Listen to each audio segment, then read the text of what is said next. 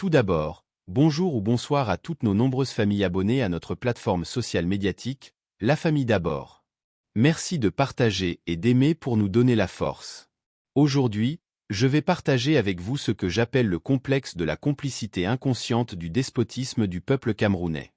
Après avoir exprimé mes émotions dans une publication en avril dernier sur ma page officielle, concernant mes inquiétudes sur la dépravation et la perte de nos valeurs morales dans une société où chacun est susceptible de commettre des actes de violence, ainsi que sur le rendez-vous historique dans notre pays marqué par la procrastination des jeunes à participer significativement aux jeux démocratiques, je me demandais si nous étions vraiment tous prêts.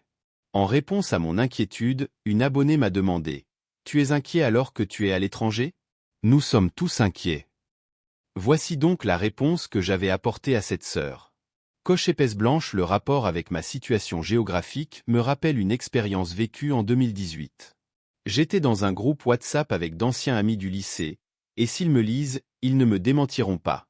J'avais interpellé mes amis sur la nécessité et l'urgence de participer à notre devoir citoyen en allant voter. Cependant, après discussion, il n'était pas question d'agir. Pour eux, tout était déjà joué d'avance, et selon eux, je n'étais pas la bonne personne pour les inciter à cet engagement. Je devais non seulement leur montrer ma carte d'électeur, mais pour certains, je devais même rentrer au pays pour avoir la légitimité de parler. Finalement, après plusieurs tentatives, j'ai été exclu du groupe. Cette tendance à nous dépatriotiser, voire nous dénaturaliser, est incompréhensible.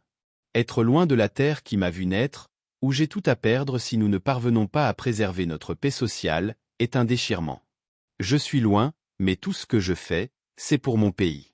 Mes émotions d'inquiétude ne peuvent être interdites, car moi-même je ne le pourrais pas. Merci donc de considérer la diaspora comme des Camerounais ayant tous les mêmes droits de patriotisme. À ces Camerounais complexés par notre situation géographique, sachez que vous n'avez pas besoin de l'être, car rien ne peut expliquer ce complexe si ce n'est une illusion de nos prénotions, ce que vous pensez être vrai. Ce qui peut expliquer la mobilisation générale dans le combat pour la justice sociale, c'est que nous vivons dans des pays qui ont su apporter politiquement des solutions sociales minimales à la dignité humaine de leur peuple. Grâce à notre héritage d'esprit de famille africaine, appelé panafricanisme par Kwame Nkrumah, qui disait « Je suis africain, non pas parce que je suis né en Afrique, mais parce que l'Afrique est née en moi. » Parce que nous avons l'Afrique en nous, l'amour, la solidarité, le partage, l'empathie, les émotions, la tolérance et bien d'autres valeurs innées africaines, nous nous battons à vos côtés avec les moyens que nous avons. Alors, c'est ensemble que nous pouvons construire notre pays et remettre la dignité humaine au centre de tout débat. Merci de respecter notre action MVP, je m'inscris, je vote et je protège mon vote. Faisons-le pour nos familles, faisons-le pour le Cameroun. En 2025 tout dépend de chacun de nous. Ceci étant, permettez-moi de vous souhaiter une excellente journée dans l'esprit de famille et de patriotisme, en prônant la tolérance, l'amour, le respect de nos lois, l'empathie et le pardon.